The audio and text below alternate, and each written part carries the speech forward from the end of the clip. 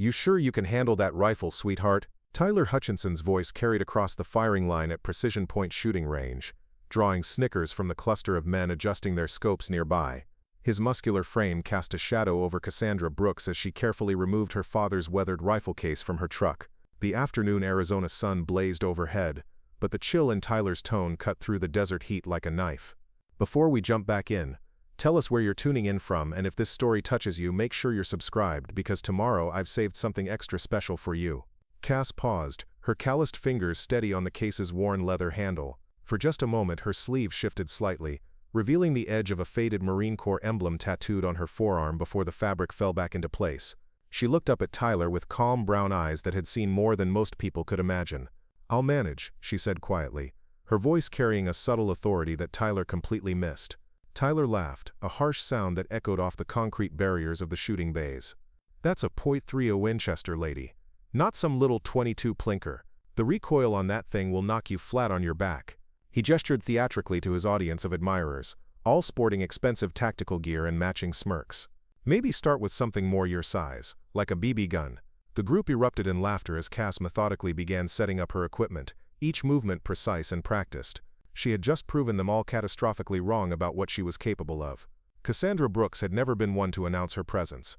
At 36, she possessed the kind of quiet confidence that came from years of proving herself in environments where noise got you killed, and precision meant the difference between coming home or not. Her modest duplex in the Catalina foothills area of Tucson sat nestled against the dramatic backdrop of the Santa Catalina Mountains, a view that reminded her daily of the vast landscapes she had once called duty stations. The duplex itself was nothing remarkable: beige stucco exterior, small front yard filled with drought-resistant plants, and a carport that barely sheltered her aging Ford pickup from the relentless desert sun. Inside, the furnishings were sparse but functional. A well-worn leather couch faced a modest television, and the walls held only a few carefully chosen photographs: her father in his Air Force Security Forces uniform, a group shot of her Marine unit somewhere in Afghanistan, and a picture of her parents on their wedding day, young and hopeful in a way that seemed impossibly distant now. What visitors never saw was the small bedroom she had converted into a meditation space, where Navajo-inspired dream catchers hung alongside challenge coins from various military units. This was where Cass retreated each morning before dawn, practicing the breathing techniques an elderly Navajo veteran had taught her during her transition back to civilian life. The old man, Joseph Begay, had understood something about the warrior's heart that most therapists missed: that some battles continue long after the war ends, fought in the quiet spaces between heartbeats. Cass worked as an occupational therapist at the Veterans Rehabilitation Clinic downtown, helping former service members rebuild their lives after traumatic injuries. Her colleagues respected her intuitive understanding of their patients' struggles, her ability to push them toward recovery without breaking their spirits. They appreciated her knowledge of adaptive equipment and her gentle but unwavering insistence that limitations were often more mental than physical. What none of them knew was that her understanding came from more than empathy and textbook knowledge. Cassandra Brooks had been one of only 12 women to complete the Marine Corps Scout Sniper School during her 8-year career. She had served 2 tours in Afghanistan as part of the 3rd Battalion, 4th Marines, where her ability to remain motionless for hours and place shots with surgical precision had saved countless lives and completed missions that officially never happened. The transition to civilian life had been Cass's choice, made after her father's sudden heart attack 3 years ago. Master Sergeant Robert Brooks, Air Force Security Forces, had been her hero, her mentor, and her shooting instructor since she was tall enough to hold a rifle steady. His death had left her questioning everything about her military career and wondering if there was meaning to be found beyond the scope of a rifle. She had loved the Marines, loved the clarity of purpose and the brotherhood that transcended every difference except commitment to mission and each other. But something in her had broken the day she received the news about her father while on a firebase in Helmand Province.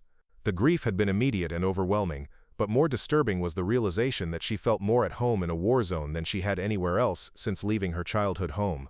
The decision to leave active duty had not been easy. Cass had been offered positions in elite units, opportunities for advanced training, and a clear path towards senior non-commissioned officer ranks. Her commanding officers had tried everything short of direct orders to convince her to re-enlist, but she had made her choice and stuck to it, determined to find a way to serve that didn't require her to remain thousands of miles from the life her father had always wanted her to build. Now, 3 years later, she was still searching for that sense of purpose. The work at the clinic was meaningful, and she took genuine satisfaction in helping veterans navigate their recoveries. But there was a part of her that remained restless, that missed the absolute focus and clarity that came with high-stakes precision shooting. It was why she had finally decided to join a civilian shooting range, hoping to reconnect with the skills that had once defined her without the weight of life or death consequences. Precision Point Shooting Range had been recommended by one of her patients, a former Army marksman who spoke highly of their facilities and competitive shooting programs. The range boasted state-of-the-art equipment, distances out to 1,000 yards, and what their website described as a welcoming community for shooters of all skill levels. The description had appealed to Cass, who wanted nothing more than a place to practice her craft without fanfare or recognition. She had visited the range twice before, during weekday afternoons when it was nearly empty.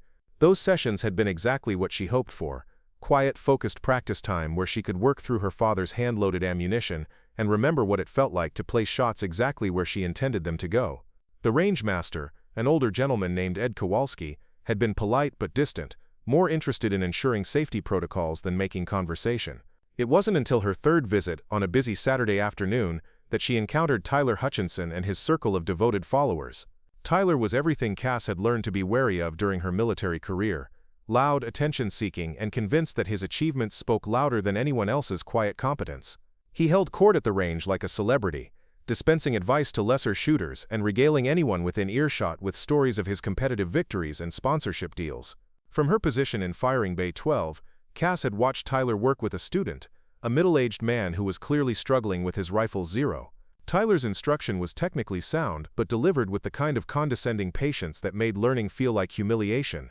When the student finally achieved a decent grouping, Tyler took credit for the improvement while somehow making it clear that better results would require better equipment that happened to be available through Tyler's sponsors. That first encounter had ended without direct contact, but Cass had noticed Tyler's eyes on her during her shooting session. She had been working at 600 yards that day, using her father's custom Winchester to place careful shots into the center of the target. Her shooting position was textbook military, stable, repeatable, focused entirely on the fundamentals of marksmanship rather than expensive gadgets or tactical accessories. She had felt Tyler's attention like a weight on her shoulders, but had ignored it in favor of concentrating on her breathing and trigger control. The second encounter had been brief but more direct. Tyler had approached her during a ceasefire while she was cleaning her rifle, ostensibly to offer advice about local gunsmithing services. His manner had been friendly enough, but Cass had caught the calculating look in his eyes as he assessed her equipment and technique. She had thanked him politely and deflected his questions about her shooting background, unwilling to explain herself to someone whose opinion meant nothing to her. Now, on her fourth visit to Precision Point, Tyler was no longer content with subtle evaluation. His comment about her ability to handle recoil had been deliberately public, designed to establish his authority and her place in the range's hierarchy. Cass recognized the pattern from her military experience. Insecure leaders often felt compelled to diminish others in order to elevate themselves. As she continued setting up her shooting position, Cass reflected on the journey that had brought her to this moment. Her father's rifle case, worn smooth from decades of use, contained more than just equipment. Inside were the hand-loaded rounds he had crafted with obsessive precision, each one measured and weighted to exact specifications. There were also the shooting data books where he had recorded every detail of wind, temperature, and elevation that might affect a shot's trajectory. Most importantly, there were the lessons he had taught her about patience, respect, and the responsibility that came with the ability to place shots with deadly accuracy. Master Sergeant Brooks had never seen combat in the traditional sense, but his 30-year career in Air Force security forces had given him deep respect for the warrior's craft.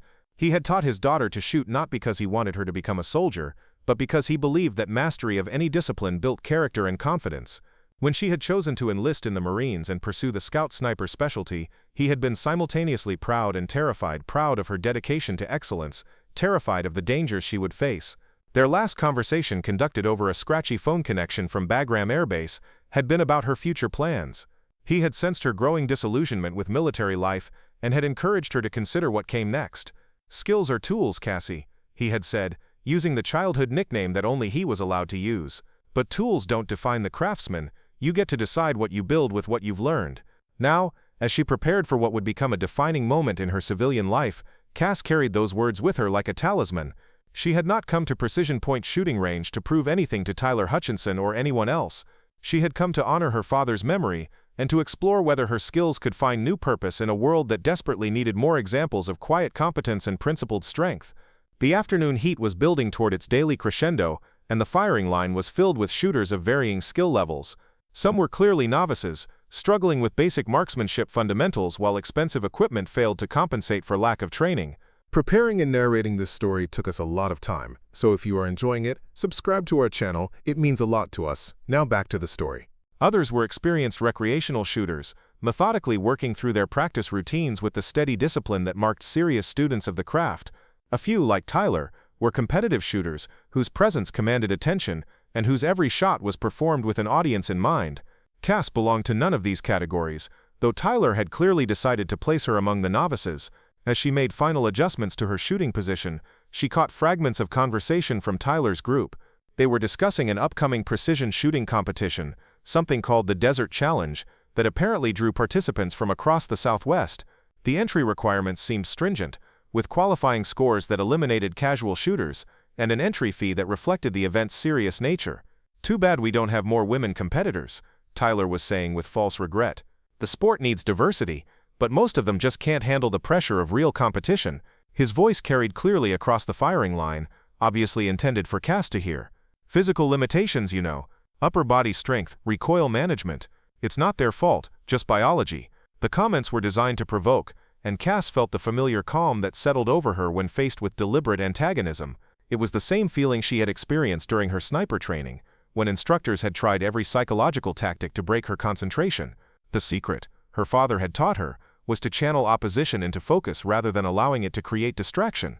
She loaded her first round, a carefully crafted 168-grain Sierra Match King that her father had developed specifically for precision work at extended ranges. The brass was polished to perfection, the powder charge measured to within 1/10 of a grain, the bullet seated to precise specifications that accounted for her rifle's unique chamber dimensions.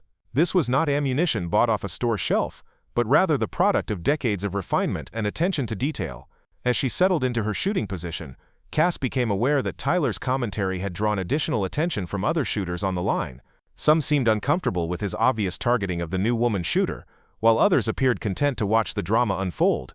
She could feel the weight of their expectations, some hoping she would prove Tyler wrong, others waiting for her to confirm his prejudices.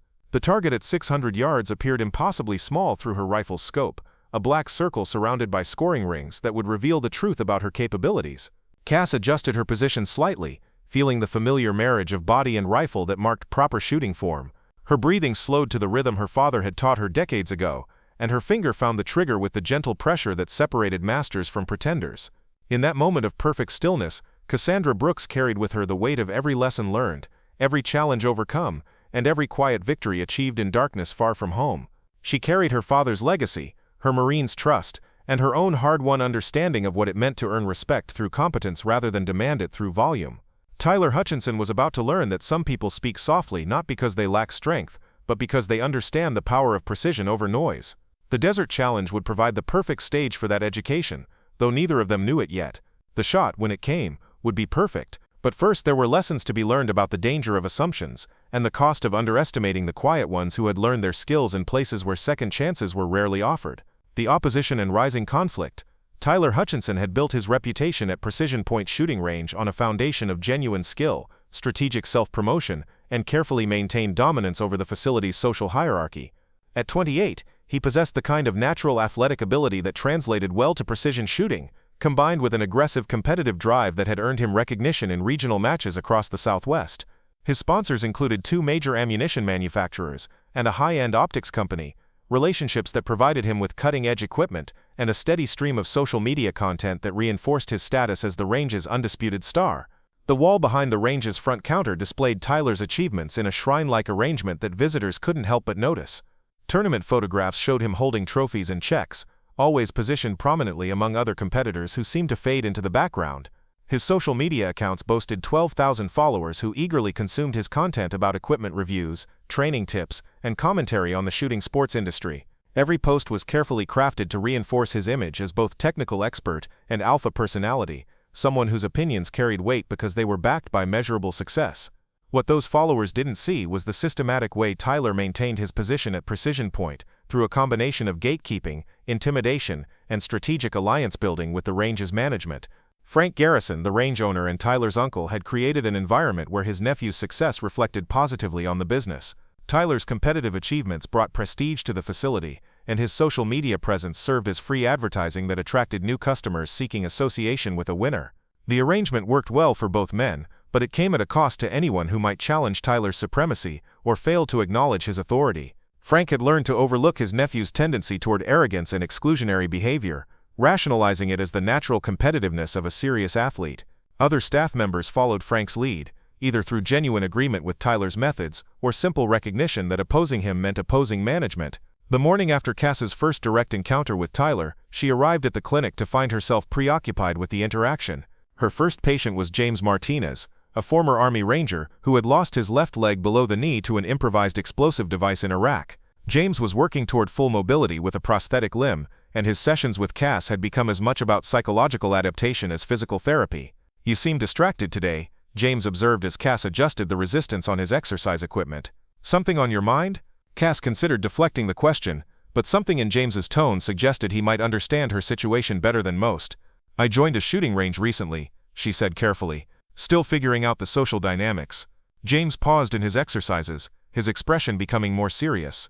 "Civilian range or tactical training facility?" "Civilian. Precision Point, out on the east side." Ah, James nodded knowingly. "I've heard about that place. Supposed to be good equipment, but the culture can be challenging for newcomers, especially if you don't fit their idea of what a shooter should look like." His assessment proved prophetic when Cass returned to the range that weekend. Tyler had apparently spent the intervening days spreading word about the new female shooter who thought she could handle serious rifles. When Cass arrived, she found herself the subject of curious stares and whispered conversations that ceased abruptly when she passed by.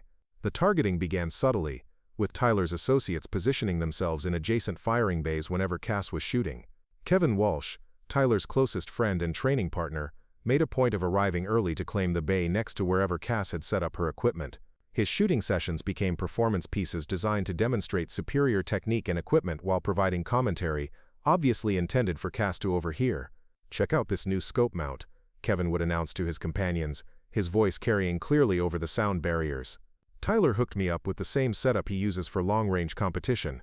Makes a huge difference when you're shooting serious distances. Not everyone appreciates equipment this precise, but if you're committed to excellence, you invest in the best."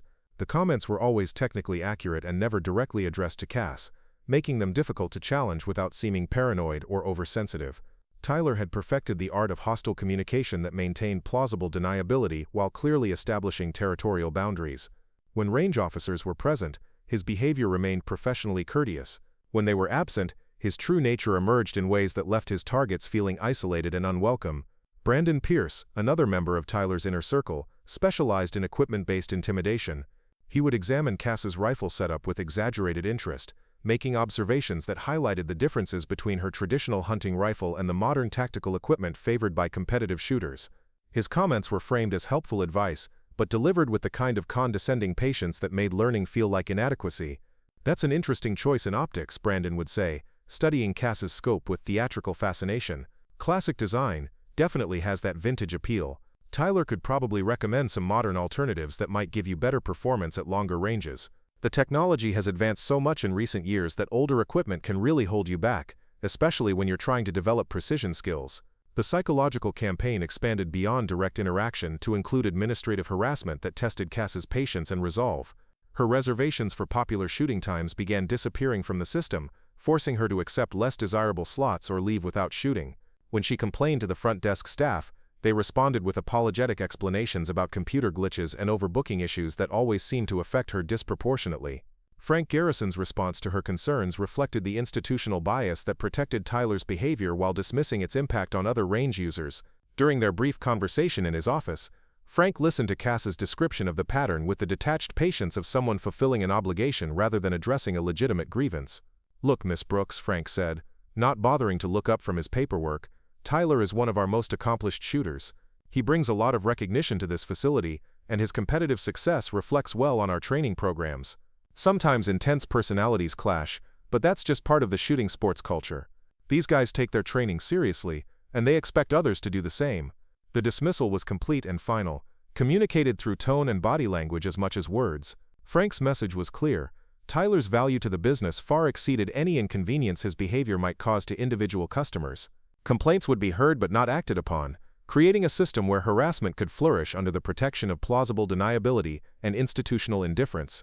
The online component of the harassment campaign proved equally systematic and more publicly humiliating.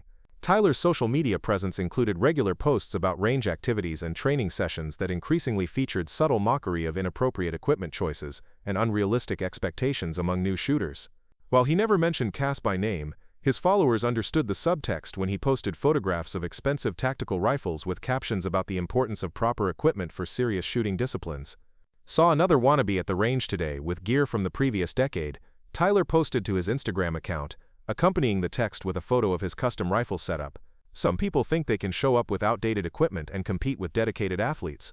Reality check. Precision shooting requires modern tools and serious commitment. No shortcuts to excellence. The post generated dozens of comments from Tyler's followers, many of whom shared their own stories about encountering delusional newcomers who failed to understand the demanding nature of competitive shooting. The conversation evolved into a broader discussion about the problem of casual enthusiasts who diluted the sport's intensity and tradition, complete with memes and jokes that reinforced the community's exclusionary attitudes. Kevin Walsh amplified the message through his own social media channels, posting range photographs that strategically captured Cass in unflattering moments during her shooting sessions. The images showed her struggling with equipment adjustments or reacting to missed shots, always taken from angles that emphasized her apparent inexperience while highlighting the superior performance of Tyler's group. The captions were carefully neutral, but the visual narrative was unmistakable. Range day with the crew. Kevin captioned one post that showed Tyler's group celebrating a successful training session while Cass appeared isolated in the background. Love seeing dedication to the craft. Some people get it, others are still learning what commitment means. The psychological impact of the campaign extended beyond the range itself, when other members of the local shooting community began avoiding Cass based on rumors and social media commentary. Applications to join specialized training courses were met with polite rejections citing space limitations or experience requirements that seemed selectively applied. Attempts to purchase ammunition and equipment at local gun stores resulted in conversations where sales staff questioned her choices and suggested alternatives more appropriate for beginning shooters. Linda Martinez, one of the few women who regularly shot at Precision Point, eventually approached Cass with a warning that confirmed the systematic nature of the harassment. Linda had been shooting competitively for 15 years and understood the range's social dynamics better than most newcomers. Her advice was delivered quietly in the parking lot, away from potential witnesses who might report the conversation back to Tyler. "He does this to everyone who threatens his position," Linda explained, glancing around nervously to ensure they weren't being observed. "Not just women, though we definitely get special attention. Last year there was a retired police sniper who made the mistake of out-shooting Tyler during a casual competition. Within a month, the guy was so frustrated with the treatment that he found another range." Linda's warning included practical advice about navigating Tyler's territory without triggering escalated harassment. She recommended avoiding peak hours when Tyler's audience was largest, staying away from equipment discussions that might reveal superior knowledge, and maintaining a low profile that wouldn't challenge his status as the range's premier shooter. The survival strategy required constant vigilance and self-limitation, transforming what should have been recreational shooting into a careful negotiation of hostile social terrain. The advice crystallized something that had been building in Cass's mind since her first encounter with Tyler's arrogance.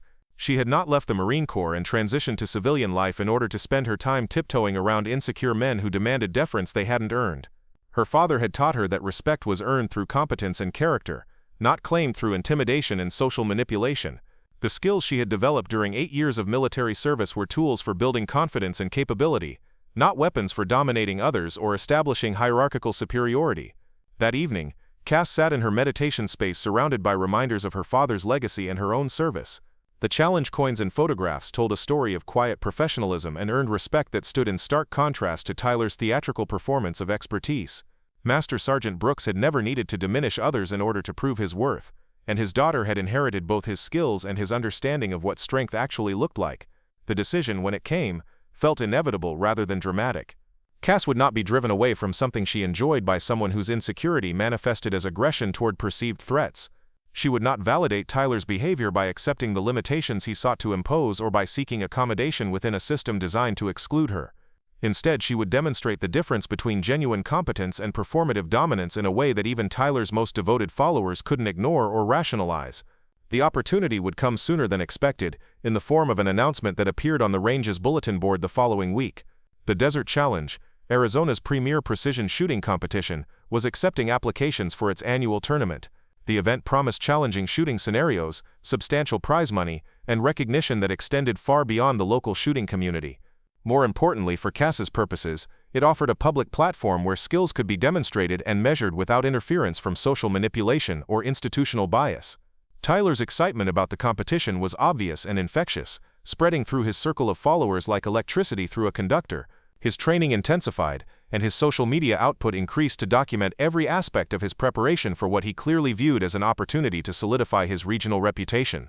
Kevin Walsh and Brandon Pierce became his dedicated support team, helping with equipment maintenance and providing the kind of encouragement that athletes require during intensive training periods. The competitive atmosphere at Precision Point reached a fever pitch as word spread about Tyler's participation in the Desert Challenge.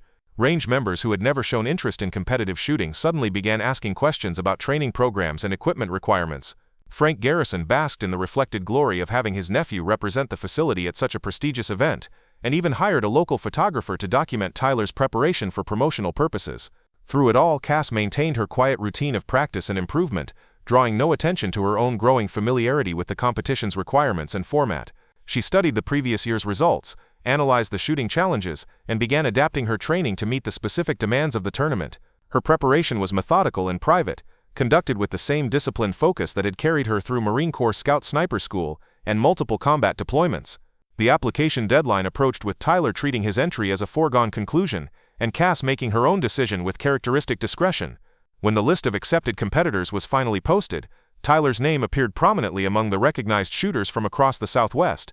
Near the bottom of the list, printed in the same unremarkable font, appeared the name Cassandra Brooks, whose entry had been accompanied by documentation that raised interesting questions about the quiet woman who shot traditional equipment at unfashionable hours.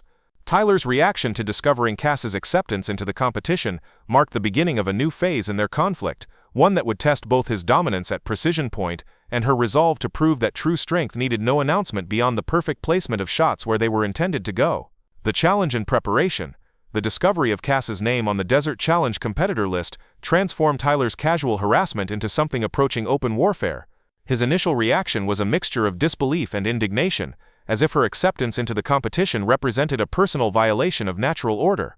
The quiet woman who shot outdated equipment during off-peak hours had somehow convinced the competition organizers that she belonged among serious shooters, a development that threatened everything Tyler believed about his own supremacy and the range's established hierarchy. "This is ridiculous," Tyler announced to his followers during their morning training session, his voice carrying across the firing line with deliberate projection. "The Desert Challenge used to mean something. Now they're letting anyone enter just to fill spots and collect entry fees. Pretty soon we'll have weekend warriors thinking they can compete with real athletes." Kevin Walsh and Brandon Pierce nodded their agreement, while other range members pretended not to hear the obvious reference to Cass, who was setting up her equipment 3 bays away. The dynamic had shifted from background intimidation to direct confrontation, with Tyler no longer bothering to maintain even minimal plausible deniability about his targeting. Frank Garrison's response to the situation revealed the depth of institutional bias that protected Tyler's behavior while exposing other customers to harassment. Rather than addressing his nephew's increasingly aggressive conduct, Frank chose to interpret the conflict as competitive motivation that would ultimately benefit everyone involved. His conversation with Cass about the upcoming competition was brief and distinctly lacking in enthusiasm. "I hope you understand what you're getting into," Frank said when Cass stopped by his office to discuss range access during her competition preparation. "The Desert Challenge attracts serious competitors from across the region. The shooting scenarios are designed to test elite-level skills under pressure. It's not the kind of event where participation trophies are handed out." The warning was delivered with the patronizing tone of someone protecting a naive person from inevitable disappointment, but Cass recognized it as another attempt to discourage her participation before Tyler's reputation could be threatened by an embarrassing defeat. She thanked Frank for his concern and assured him that she understood the competition's demanding nature, a response that seemed to irritate him more than reassure him. Tyler's preparation for the Desert Challenge became an increasingly public spectacle designed to demonstrate the gap between serious competitive shooting and amateur enthusiasm. His training sessions were scheduled during peak hours, when maximum audiences could witness his technical prowess and equipment superiority. Equipment manufacturers began sending demonstration gear for Tyler to evaluate, turning his practice sessions into informal product showcases that reinforced his status as a sponsored athlete with industry connections. The psychological campaign against Cass intensified as the competition date approached, with Tyler's supporters creating an atmosphere of hostile surveillance that made every range visit feel like running a gauntlet. Her equipment choices were scrutinized and criticized with theatrical disdain. Her shooting positions were analyzed for technical flaws that could be mocked, and her practice sessions were monitored for signs of inadequate preparation that could be reported to Tyler's growing audience. "Did you see her struggling with that scope adjustment?" Brandon Pierce asked loudly during a supposed private conversation with Kevin Walsh. "That's basic equipment maintenance. If you can't properly zero your rifle, how do you expect to compete against shooters who've spent years perfecting their systems?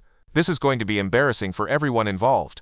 The comments were designed to be overheard and reported, creating a feedback loop of negativity that was meant to undermine Cass's confidence while reinforcing Tyler's supporters' loyalty to their chosen champion. Social media amplified the effect, with Tyler's posts about competition preparation accompanied by subtle references to inappropriate expectations and unrealistic goals among certain unnamed competitors. Cass responded to the escalating harassment by retreating further into the methodical preparation style that had served her well during military training. She began arriving at the range during early morning hours when Tyler's group was absent, using the quiet time to work through shooting scenarios and equipment configurations without external interference. Her practice sessions became meditation periods where she could reconnect with the fundamental skills her father had taught her and the advanced techniques she had mastered during her Marine Corps service. The solitude allowed Cass to analyze the Desert Challenge requirements with the same systematic approach she had once applied to mission planning in Afghanistan. The competition consisted of multiple shooting stages that tested different aspects of precision marksmanship under varying conditions and time constraints. Long-range accuracy would be evaluated at distances from 300 to 1,000 yards, with environmental factors like wind and elevation changes adding complexity to each shot. Practical shooting scenarios would require rapid target engagement and position changes that favored competitors with military or law enforcement backgrounds. A final precision challenge would test absolute accuracy under maximum pressure, with scoring that left no room for error or equipment malfunction. Her preparation routine incorporated elements of physical conditioning, equipment maintenance, and mental training that reflected her understanding of competitive shooting as a holistic discipline, rather than simply a test of marksmanship fundamentals. The morning meditation sessions in her duplex became visualization exercises where she mentally rehearsed each stage of the competition, identifying potential challenges and developing contingency plans for equipment problems or unexpected conditions. The ammunition preparation alone required weeks of careful work, as Cass hand-loaded rounds specifically for the Desert Challenge's various shooting scenarios. Her father's reloading equipment had been maintained in perfect condition, and his meticulous records provided baseline data for developing loads that would perform consistently across different distances and environmental conditions. Each cartridge was measured, weighed, and tested to ensure that equipment variables would not compromise her performance when competition pressure was at its highest. Joseph Begay, the Navajo veteran who had taught Cass meditation techniques during her transition to civilian life, provided guidance that proved surprisingly relevant to competitive shooting preparation. His understanding of warrior traditions included insights about mental preparation and pressure management that translated directly to high-stakes performance situations. Their conversations during Cass's weekly visits to his modest home on the San Carlos Apache Reservation became strategy sessions that addressed both technical and psychological aspects of competition. "In our tradition," Joseph explained during one of their evening talks, "the warrior's greatest weapon is not the bow or the rifle, but the mind that remains calm when others lose control. Your opponents will defeat themselves if you simply maintain your center and trust your training." His advice resonated with lessons Cass had learned during scout sniper training, where psychological pressure was deliberately applied to identify individuals who could maintain precision performance under extreme stress. The instructors had used every possible distraction and intimidation tactic to simulate the mental challenges of actual combat operations, and those who graduated had proven their ability to function effectively when failure meant more than personal disappointment. The 2 weeks before the Desert Challenge became a period of intensive final preparation that tested both Cass's skills and her resolve. Tyler's behavior reached new levels of aggression as he apparently realized that his attempts to drive her away had failed.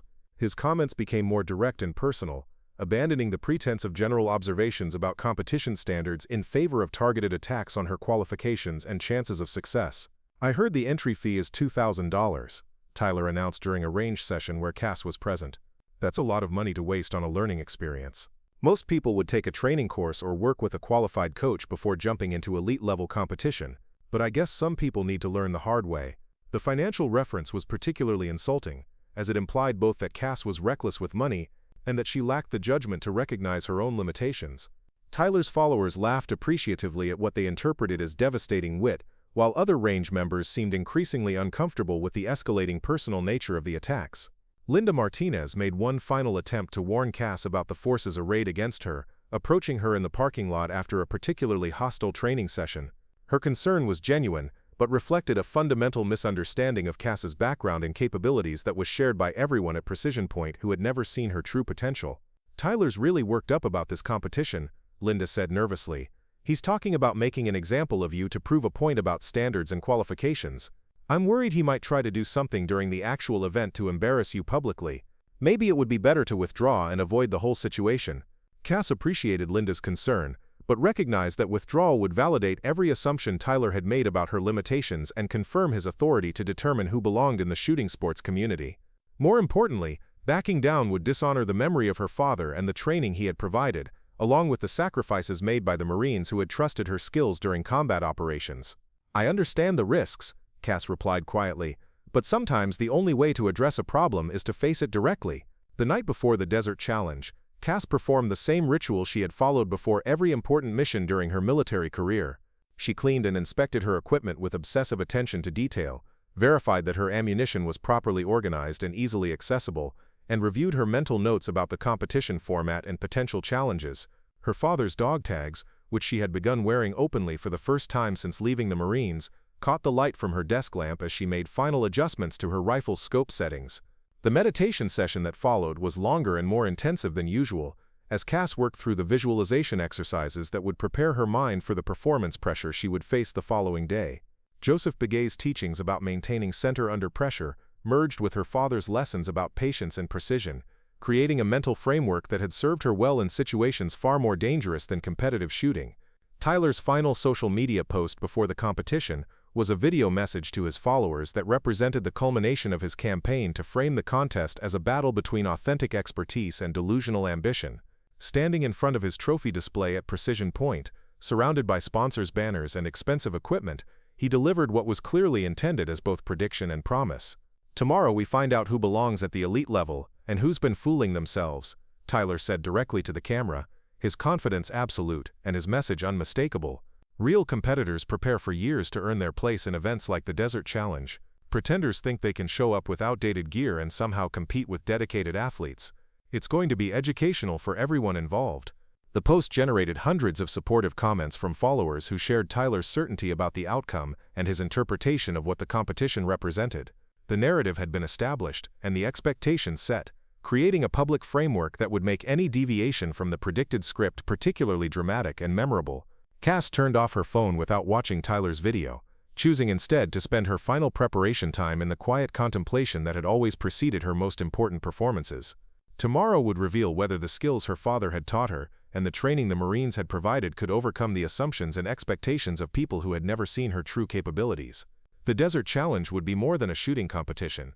It would be a test of everything she had learned about precision, patience, and the quiet strength that needed no announcement beyond perfect performance when the stakes were highest. The revelation and climax: the Desert Vista Gun Club sat on 30 acres of high desert terrain east of Tucson, its facilities designed specifically for precision shooting competitions that attracted participants from across the Southwest.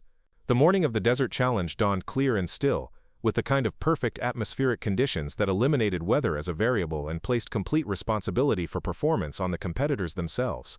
By 7 a.m., the parking area was filled with vehicles bearing license plates from Arizona, New Mexico, Colorado, and Texas, their owners unloading equipment cases that represented thousands of dollars in specialized gear and countless hours of preparation. Cass arrived early, driving her weathered pickup truck past rows of luxury vehicles and high-end shooting rigs that reflected the financial commitment serious competitive shooting required. Her simple equipment setup drew curious glances from other competitors who were clearly trying to categorize her among the various participant types they recognized from previous events. The old leather rifle case, basic shooting mat, and lack of obvious sponsorship logos marked her as either a budget-conscious amateur or someone whose priorities differed significantly from the mainstream competitive shooting culture. Tyler's arrival 40 minutes later was orchestrated for maximum impact and social media documentation. His custom shooting rig, a massive truck and trailer combination wrapped in sponsor graphics, occupied a premium parking position that had apparently been reserved for his use.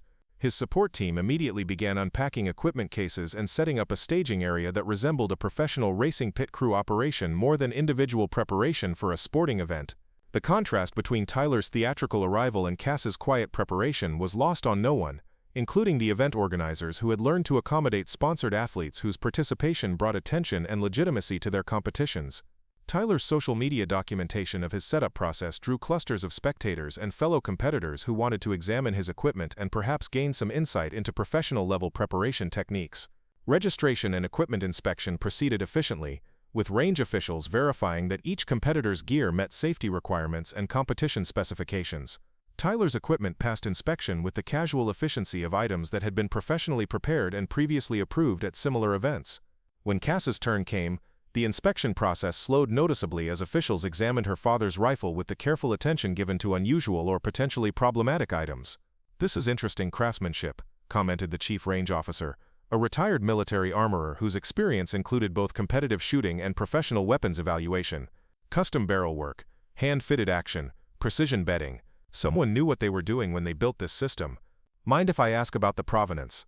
Cass explained that the rifle had been built by her father over several years, incorporating components selected for optimal accuracy rather than competitive appearance or brand recognition.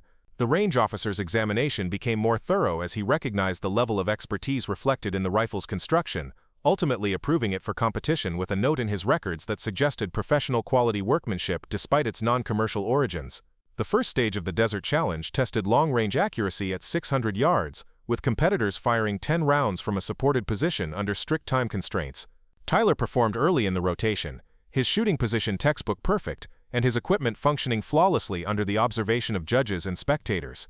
His group measured just under 2 inches, a result that drew appreciative comments from other competitors and established him as an early leader in the precision categories. Cass shot near the end of the rotation, when most spectators had either moved to other stages or were preparing for their own performances. Her shooting position was notably different from the tactical style favored by most competitors, reflecting instead the military precision techniques she had learned during scout sniper training. The position appeared almost casual to untrained observers, but experienced shooters recognized the stability and repeatability that marked professional instruction and extensive practice. Her first shot struck the target with a sharp crack that drew immediate attention from nearby competitors and judges. The spotter confirmed a hit in the 10 ring, followed by 9 more shots that seemed to follow identical trajectories to impact points that clustered within a group smaller than a silver dollar. The final measurement revealed a group size of 1.2 inches, significantly better than Tyler's result, and immediately establishing Cass as a serious contender rather than an amateur participant. The reaction among spectators was a mixture of surprise and rapidly growing interest, as word spread that the quiet woman with the old-fashioned rifle had just posted one of the best scores of the day. Tyler's supporters initially dismissed the result as luck or favorable conditions, but their confidence began wavering as other competitors approached Cass to ask questions about her equipment and technique. The second stage required rapid target engagement from multiple positions, testing practical shooting skills under time pressure that simulated field conditions rather than bench rest precision. Tyler attacked this stage with the aggressive confidence that had marked his earlier performance, his movements efficient and his shooting rhythm consistent with extensive practice. His final score placed him among the top 5 competitors, maintaining his position as a leading contender for overall victory. When Cass's turn came, her approach to the stage revealed training that differed fundamentally from civilian competitive shooting instruction. Her position changes were faster and more economical than those of other competitors, reflecting movement techniques designed for environments where speed and concealment meant survival rather than simply improved scores. Her target engagement followed patterns that prioritized threat neutralization over point optimization, but the cumulative effect was a score that exceeded Tyler's result and moved her into serious contention for stage victory. The crowd's reaction to Cass's performance grew more intense as the competition progressed, and her consistent excellence became impossible to dismiss as coincidence or beginner's luck. Tyler's supporters found themselves defending their champion against mounting evidence that he faced a competitor whose skills exceeded their understanding and expectations. Social media posts that had begun as confident predictions of Tyler's dominance evolved into damage control efforts that sought to minimize the significance of Cass's unexpected competence. Tyler himself struggled visibly with the psychological pressure of facing an opponent he had systematically underestimated and publicly dismissed. His shooting positions became less stable as tension crept into movements that had been smooth and confident during practice sessions. Equipment adjustments that normally required seconds began taking minutes as he second-guessed settings that had performed flawlessly during preparation. Most critically, his focus shifted from executing his own shots to monitoring Cass's performance, introducing external variables into mental processes that demanded complete concentration. The third stage tested shooting skills under artificial stress conditions designed to simulate the psychological pressure of hunting or tactical situations. Competitors were required to complete physical exercises before shooting, engage targets while wearing restrictive gear, and perform under audio distractions that challenged concentration and timing. Tyler's military-style preparation served him well during this stage, as his physical conditioning and mental training translated effectively to the artificial stressors imposed by competition organizers. Cass approached the stress stage with the calm demeanor that had characterized her entire competition performance, but observers who understood combat training recognized something deeper in her response to pressure. Her movement through the physical obstacles was economical and purposeful, reflecting muscle memory developed through training that prepared individuals for actual life-or-death situations.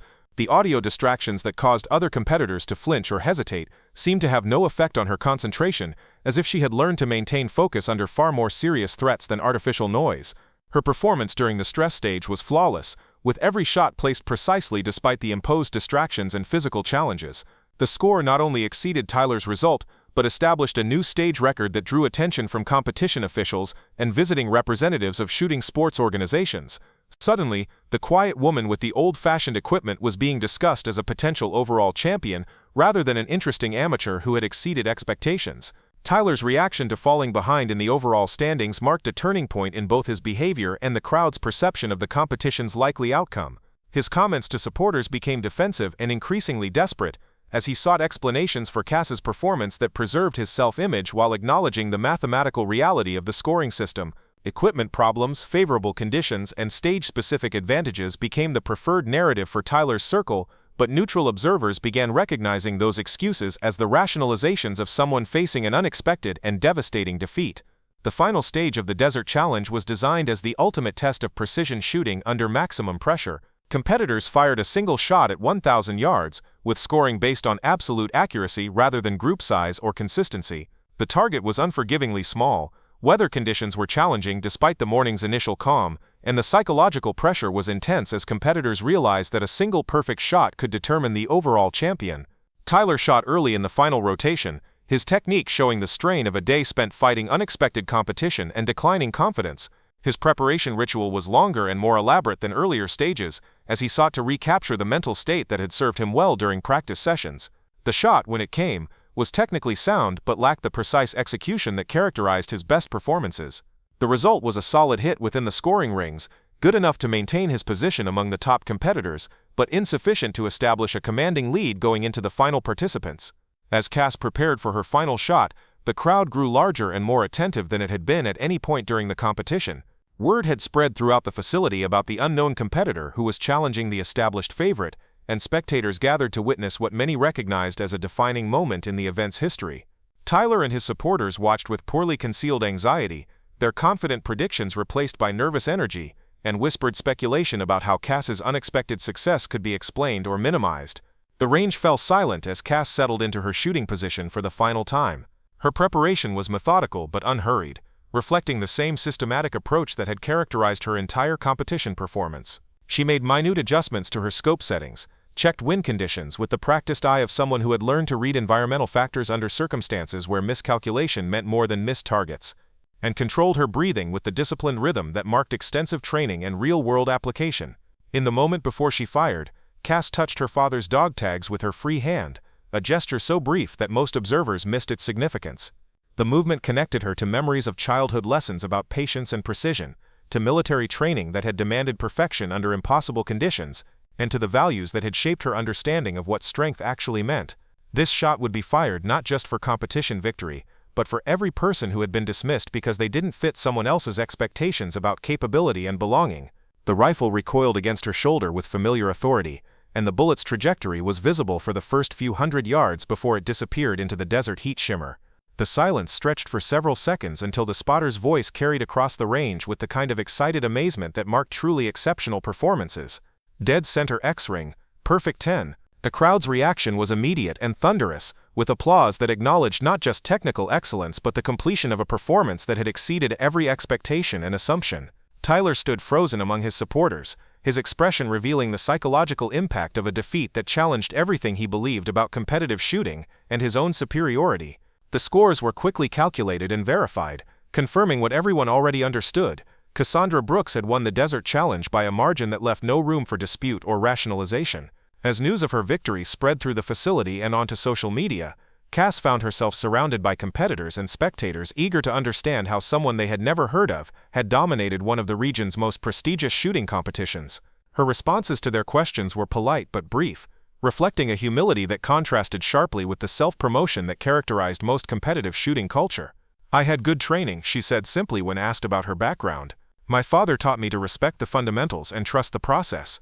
The statement was true but incomplete, leaving out details about Marine Corps Scout Sniper School, combat deployments, and years of training that had prepared her for challenges far more demanding than civilian competition. Her restraint in claiming credit or seeking attention revealed character traits that impressed experienced competitors who understood the difference between genuine achievement and manufactured celebrity. Tyler's departure from the Desert Challenge was swift and largely unnoticed, his support team quietly packing equipment while most spectators remained focused on the award ceremony and the remarkable upset that had redefined the day's narrative. Kevin Walsh and Brandon Pierce moved with the efficient silence of people processing an outcome they had never considered possible, their earlier enthusiasm replaced by the awkward energy that accompanies public disappointment and the collapse of confident predictions.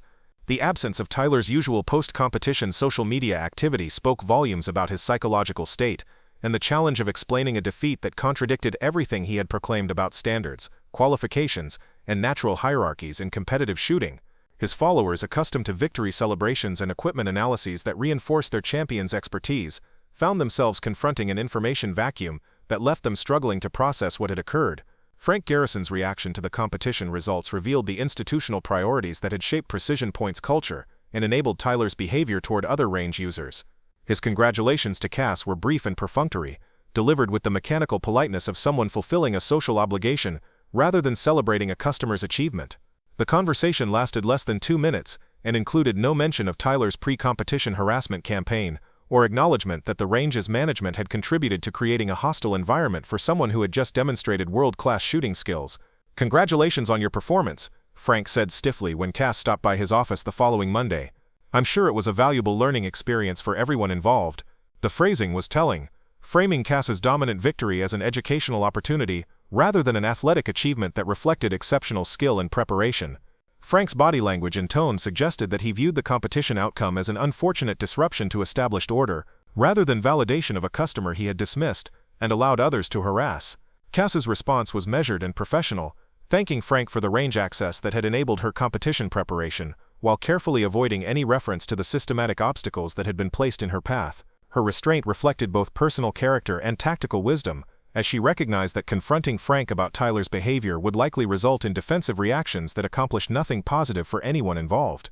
The transformation of Cass's status at Precision Point began subtly, but accelerated rapidly as news of her Desert Challenge victory spread through the local shooting community. Range members who had previously ignored her or participated in Tyler's harassment campaign suddenly approached her with equipment questions and requests for technical advice. The same people who had questioned her qualifications and mocked her traditional rifle setup now sought her opinions about ammunition selection, scope adjustments, and training techniques. Linda Martinez was among the first to acknowledge both Cass's achievement and her own misjudgment about what the quiet newcomer was capable of accomplishing. Her apology was genuine and reflected the kind of self-examination that marked personal growth rather than social posturing, though it also revealed how completely Tyler's narrative had influenced even sympathetic observers. "I owe you an enormous apology," Linda said during a chance encounter in the range's parking lot. "I completely bought into Tyler's version of what was happening here, and I tried to protect you from something you obviously never needed protection from. I should have recognized that someone with your composure and training discipline wasn't just another amateur who'd wandered in off the street." The conversation marked the beginning of a friendship that would prove meaningful for both women, as Linda's 15 years of competitive shooting experience provided valuable insights into the sport's culture and politics, while Cass's military background offered perspectives on mental preparation and pressure management that enhanced Linda's own performance. Their alliance also created a foundation for broader changes in Precision Point's social dynamics, as other range members observed their collaboration and began questioning assumptions about hierarchy and expertise that had previously gone unchallenged. The equipment manufacturers who had sponsored Tyler's competition efforts quickly recognized the marketing opportunity represented by Cass's unexpected victory with traditional, non-tactical gear. Representatives from 3 major companies contacted her within days of the Desert Challenge, offering sponsorship deals that included free equipment, financial support for competition travel, and promotional opportunities that could have launched a lucrative career in the shooting sports industry. Cass's response to these offers revealed priorities that distinguished her from most competitive shooters and reflected the values her father had instilled during her childhood. She declined the sponsorship opportunities politely but firmly, explaining that her interest in shooting was personal rather than commercial, and that she preferred to maintain independence from corporate relationships that might compromise her ability to provide honest advice to other shooters. "I appreciate the recognition," she told the most persistent representative, "but I'm not interested in becoming a marketing platform. My father taught me that skills are tools for building character and helping others, not commodities for personal profit." The decision surprised industry professionals who were accustomed to working with competitors eager to monetize their achievements and build personal brands around their shooting success. Cass's refusal to capitalize on her victory paradoxically enhanced her reputation among serious shooters who respected the purity of her motivations and the authenticity of her commitment to the craft itself rather than its commercial possibilities. Joseph Begay's reaction to Cass's competition victory was characteristically understated but deeply meaningful, reflecting his understanding of what the achievement represented in terms of personal healing and cultural bridging. During their regular evening conversation, he offered congratulations that acknowledged both her technical accomplishment and the spiritual significance of honoring her father's teachings through excellence under pressure. "Your ancestors would be proud," Joseph said simply, using the formal tone he reserved for occasions that carried ceremonial weight. "You carried yourself with dignity, and let your actions speak louder than your words. That's the old way, the right way, the way that builds respect instead of demanding it." His words connected Cass's shooting achievement to broader themes about character and leadership that resonated far beyond competitive sports. The conversation became a reflection on how individuals could maintain personal integrity while navigating social environments that rewarded different values, and how traditional wisdom about patience and precision remained relevant in contemporary contexts that seemed to prioritize speed and spectacle over depth and authenticity. The invitation to teach a precision shooting seminar at Precision Point came from an unexpected source: Frank Garrison himself, whose business instincts had eventually overcome his personal loyalty to Tyler's version of events. The request was awkwardly delivered, and obviously motivated by commercial considerations rather than genuine enthusiasm, but it represented acknowledgement that Cass's skills and knowledge could benefit the range's reputation and customer satisfaction.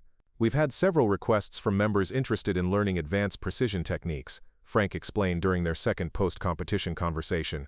"Your competition performance has generated considerable interest, and we think a one-day seminar might be valuable for our more serious shooters." The offer was clearly designed to capitalize on Cass's newfound reputation while maintaining distance from any suggestion that the range's previous treatment of her had been inappropriate or short-sighted. Frank's careful phrasing avoided any admission of error while attempting to benefit from an opportunity created by the very person his policies had marginalized and his nephew had systematically harassed. Cass accepted the teaching invitation with conditions that reflected both her commitment to helping others and her understanding of institutional dynamics that needed careful navigation. She insisted that the seminar be open to all skill levels and that the curriculum focus on fundamental principles rather than equipment-dependent techniques that might exclude shooters with limited budgets. Most importantly, she required that the learning environment be supportive and inclusive, free from the kind of intimidation and hierarchy-based instruction that characterized too much of competitive shooting culture. The seminar, scheduled for a Saturday morning 3 weeks after the Desert Challenge, attracted participants from across the Tucson metropolitan area and established Cass as a recognized instructor whose approach differed significantly from typical competitive shooting education. Her teaching style emphasized patient explanation of underlying principles rather than demonstration of superior performance, creating an atmosphere where questions were encouraged and mistakes were treated as learning opportunities rather than evidence of inadequacy. Tyler's absence from the seminar was conspicuous but not surprising, as his continued presence at Precision Point had become increasingly uncomfortable for everyone involved. Range members who had previously deferred to his expertise now questioned his judgment and credentials, while newer shooters avoided him entirely based on stories about his behavior toward Cass and others who had failed to meet his arbitrary standards for respect and recognition. The teaching experience revealed an unexpected passion that began reshaping Cass's understanding of her post-military purpose and career direction. Working with students who ranged from complete beginners to experienced competitors seeking refinement of advanced techniques, she discovered that her skills as an instructor exceeded even her abilities as a marksman. Her military experience had provided extensive training in education and mentorship, but applying those capabilities to civilian shooting instruction felt like finding a missing piece of her identity puzzle. The positive response from seminar participants led to requests for individual instruction and follow-up sessions that suggested a sustainable teaching practice could be developed if Cass chose to pursue that direction. Several students specifically mentioned her ability to explain complex technical concepts in accessible terms while maintaining the high standards that marked professional-level instruction, a combination that distinguished her from instructors who emphasized either recreational fun or competitive achievement at the expense of comprehensive education. More importantly for Cass's personal development, the teaching experience reconnected her with the satisfaction that came from helping others achieve their potential rather than simply demonstrating her own capabilities.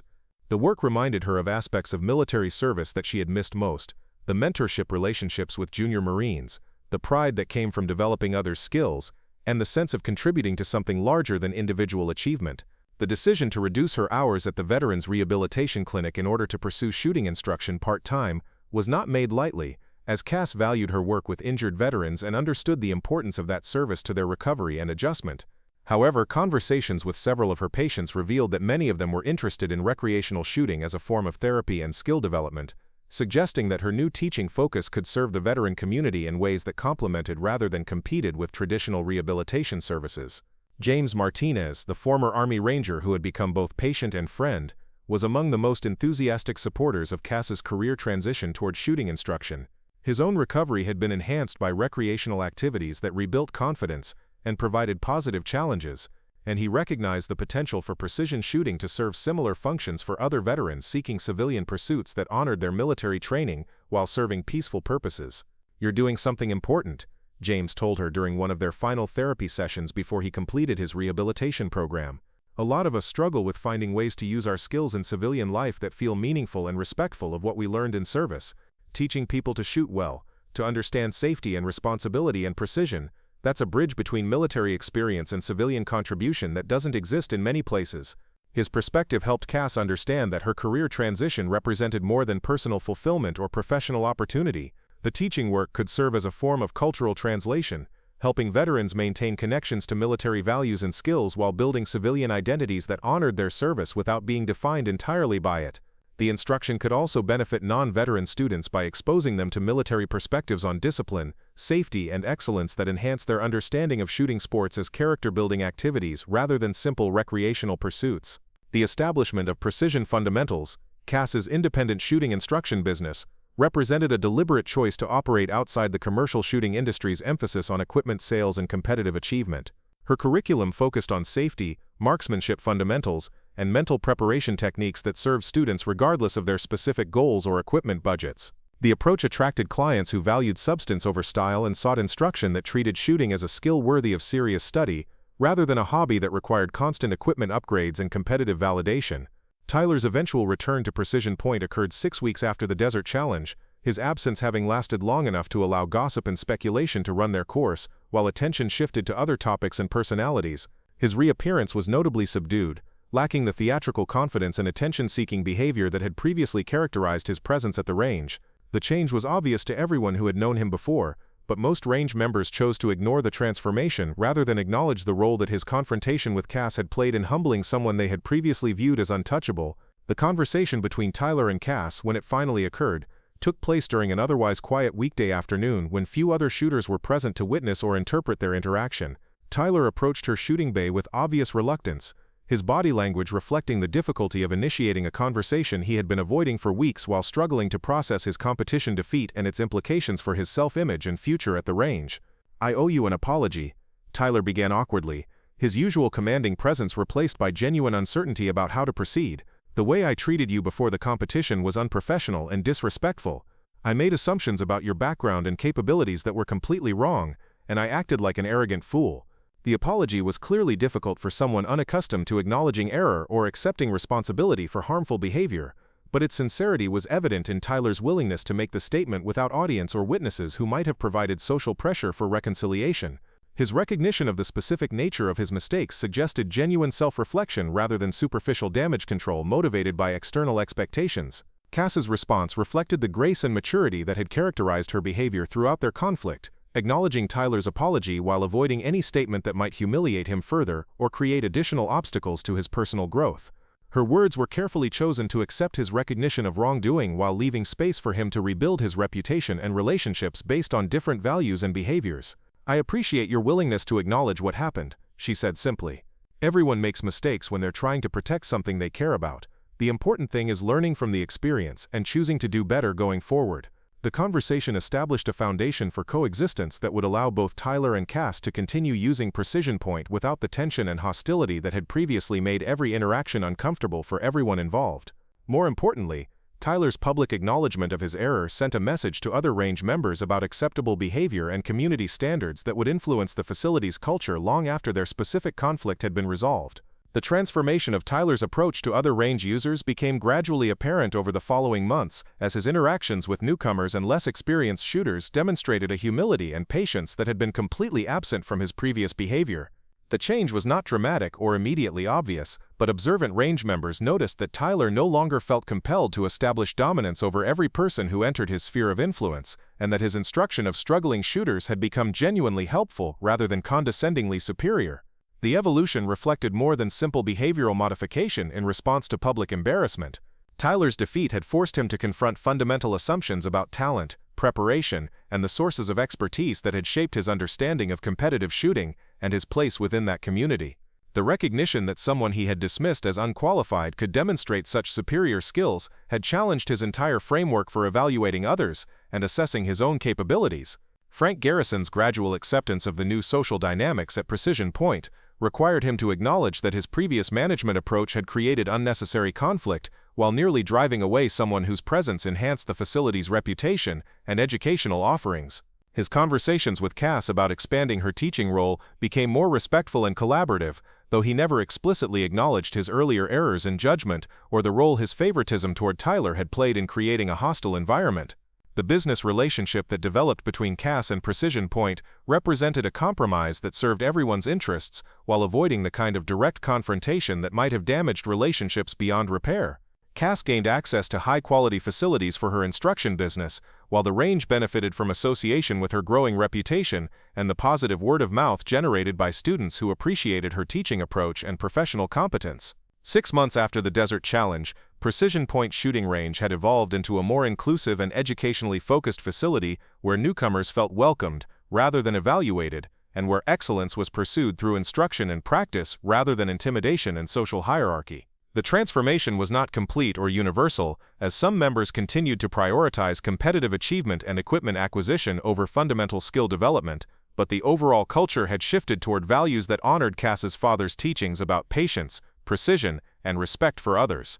The annual awards banquet hosted by the Arizona Precision Shooters Association provided an opportunity to publicly recognize Cass's Desert Challenge victory and her contributions to shooting sports education throughout the state. Her acceptance speech was brief and focused on thanking the people who had supported her development as both a shooter and an instructor, but the response from the audience reflected growing recognition that her influence extended far beyond competition results to encompass broader questions about community, mentorship, and the values that should guide participation in shooting sports. The invitation to serve on the association's education committee represented acknowledgement that Cass had become a respected voice in regional shooting sports governance, someone whose opinions about training standards and safety protocols would influence policy decisions affecting thousands of participants. Her acceptance of the position marked a transition from individual achievement to community leadership that honored her father's example of service and her own commitment to helping others develop their potential while maintaining the highest standards of safety and responsibility. The establishment of Cass's reputation as a premier shooting instructor brought unexpected opportunities that extended far beyond the local Arizona shooting community. Word of her unique teaching methodology and competition success had spread through networks of military veterans, law enforcement professionals, and serious civilian shooters who valued substance over spectacle in their pursuit of marksmanship excellence. Her waiting list for private instruction sessions grew to over 3 months, while her weekend seminars consistently filled to capacity with participants traveling from neighboring states to access training that combined technical precision with character development. The most significant opportunity came through a recommendation from Joseph Begay, whose connections within Native American veteran communities had led to discussions about establishing specialized shooting programs for tribal members interested in both competitive sports and traditional hunting skills. The Tohono O'odham Nation, whose reservation lands bordered the Sonoran Desert south of Tucson, had received grant funding to develop recreational and educational programs that honored cultural traditions while providing modern skill development opportunities for community members. Maria Antone, the nation's recreation director, and herself a former Air Force logistics specialist, approached Cass about designing a shooting program that would serve multiple generations of tribal members while respecting cultural values about responsible firearms use and environmental stewardship. The conversation took place during a community gathering at the San Xavier Mission, where Joseph had introduced them specifically to explore possibilities for collaboration that honored both military service traditions and indigenous wisdom about precision, patience, and respect for the tools of survival. "We want our young people to understand that shooting is about more than just hitting targets," Maria explained as they walked through the mission's historic courtyard. "It's about discipline, responsibility, and connection to traditions that kept our ancestors alive in challenging environments. Your approach to teaching seems to understand those deeper meanings in ways that typical competitive shooting instruction doesn't address." The program they developed together became a model for culturally sensitive shooting education that attracted attention from tribal communities across the Southwest and eventually led to invitations for Cass to consult on similar projects in New Mexico, Colorado, and Montana. The work provided her with perspectives on firearms education that transcended the competitive shooting world's focus on individual achievement and equipment advancement, connecting her instead to traditions that viewed marksmanship as one element of comprehensive preparation for adult responsibilities within community contexts. The curriculum Cass developed for the Tohono O'odham program integrated technical shooting instruction with lessons about safety, conservation, and ethical decision-making that reflected both military discipline and indigenous values about responsible use of potentially dangerous tools. Students learned not just how to shoot accurately, but when shooting was appropriate, how to maintain equipment in harsh environments, and why precision skills served broader purposes than personal satisfaction or competitive victory. The program's success attracted the attention of Dr. Rebecca Chen, a professor of sports psychology at the University of Arizona who was researching the mental health benefits of precision sports for veterans transitioning to civilian life. Her initial contact with Cass was prompted by reports from several program participants who described improvements in anxiety management, focus, and overall life satisfaction that seemed connected to their shooting instruction experience. "What you're doing appears to combine several therapeutic modalities in ways that traditional treatment programs don't typically integrate," Dr. Chen explained during their first meeting at the university's research facility. "The mindfulness aspects, the graduated skill development, the community building, and the connection to meaningful traditions create a comprehensive intervention that addresses multiple aspects of post-military adjustment simultaneously." The collaboration that developed between Cass and Dr. Chen led to a formal research study examining the effectiveness of precision shooting instruction as a complementary therapy for veterans dealing with transition challenges, anxiety disorders, and loss of purpose following military service. The study attracted participants from across Arizona and eventually received funding from the Department of Veterans Affairs to expand into a multi-site investigation that would influence policy decisions about recreational therapy options available through the VA healthcare system. James Martinez volunteered as one of the study's first participants, his own positive experience with Cass's instruction having convinced him that shooting sports could serve therapeutic functions that traditional counseling approaches sometimes failed to address. His participation in the research provided valuable insights about how precision shooting activities connected to military identity and skill maintenance in ways that supported rather than threatened civilian adjustment processes. "There's something about the discipline and focus required for accurate shooting that feels familiar and comfortable in ways that other civilian activities don't," James explained during one of his research interviews. "It's not about the weapons or the military connection specifically, but about the mental state and the standards of excellence that feel consistent with who I learned to be during my service." The research findings supported what Cass had observed informally during her months of instruction, that precision shooting activities provided veterans with opportunities to maintain connections to military values and skills while building civilian identities that honored their service without being defined entirely by it. The study's preliminary results suggested that participants showed measurable improvements in several psychological indicators, including self-efficacy, social connection, and sense of purpose, compared to control groups receiving only traditional counseling services. The academic recognition that accompanied the research collaboration brought Cass invitations to speak at conferences and workshops focused on veteran services and alternative therapeutic approaches.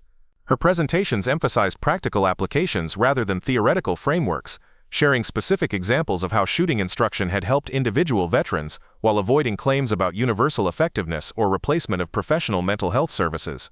The most meaningful speaking engagement occurred at the annual conference of the International Association of Chiefs of Police, where Cass was invited to address law enforcement training officers about incorporating precision shooting principles into stress management and performance enhancement programs for officers dealing with high-pressure situations.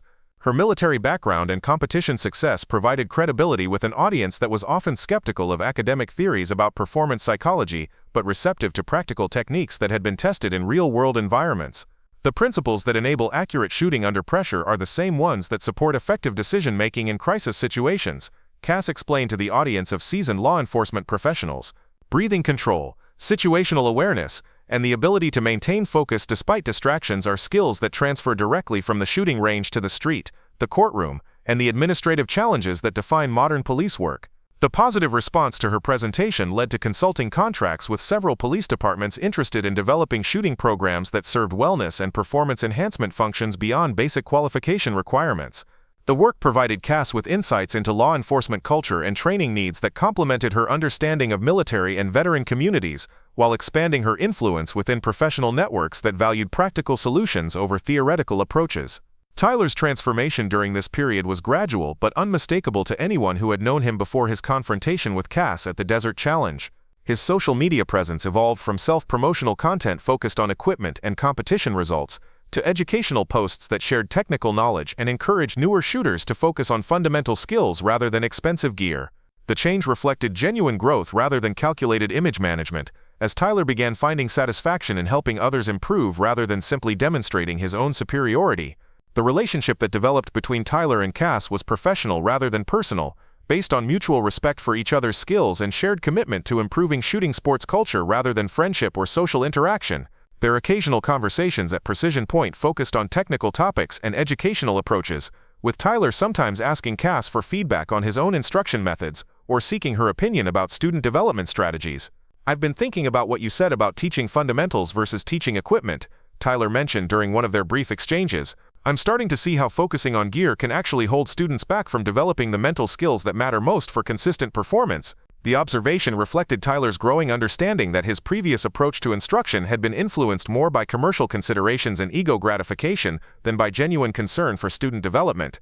His sponsors had encouraged him to emphasize equipment advantages because it drove sales, while his personal need for recognition had led him to use teaching opportunities to display his own expertise rather than focus on student needs and learning objectives.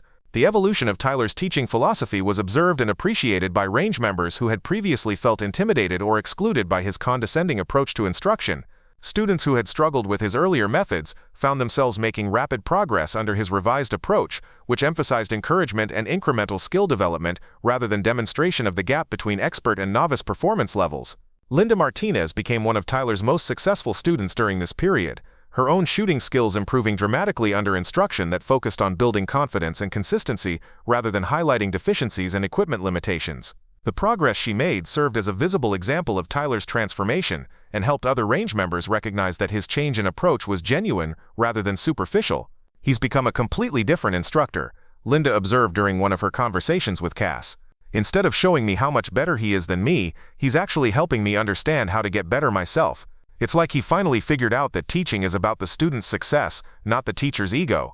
The partnership that developed between Cass and Tyler for advanced precision shooting seminars represented a collaboration that served both their strengths while addressing different aspects of comprehensive marksmanship education. Cass's military background and academic research connections provided credibility and theoretical depth, while Tyler's competitive experience and industry relationships offered practical insights about equipment optimization and performance psychology specific to civilian shooting sports. Their first joint seminar, focused on precision shooting for long-range hunting applications, attracted participants from across the Southwest and demonstrated the effectiveness of their complementary teaching styles. Cass handled the fundamental marksmanship instruction and mental preparation components, while Tyler addressed equipment selection and competitive shooting techniques that enhanced field performance. The division of responsibilities allowed each instructor to focus on their areas of greatest expertise, while providing students with comprehensive education that addressed both technical and psychological aspects of precision shooting. The success of their collaboration led to invitations for additional joint presentations, and eventually to a proposal from Frank Garrison that they develop an ongoing partnership for advanced instruction programs at Precision Point. The business arrangement provided both instructors with steady income while enhancing the range's reputation as a facility that offered professional-level education rather than simply equipment rental and basic safety training. Frank's recognition of the value that both Cass and Tyler brought to his business represented a significant evolution in his understanding of what made shooting ranges successful and sustainable. His previous focus on equipment sales and facility rental had generated steady revenue, but failed to create the kind of customer loyalty and positive reputation that distinguished exceptional businesses from merely functional ones. The educational programs developed by Cass and Tyler attracted customers who valued quality instruction and were willing to pay premium prices for comprehensive learning experiences. "We're not just running a shooting range anymore," Frank explained to his wife during one of their regular business planning discussions. "We're becoming an educational institution that happens to use shooting sports as its primary teaching medium." The difference in customer engagement and satisfaction is remarkable, and the financial results reflect that transformation.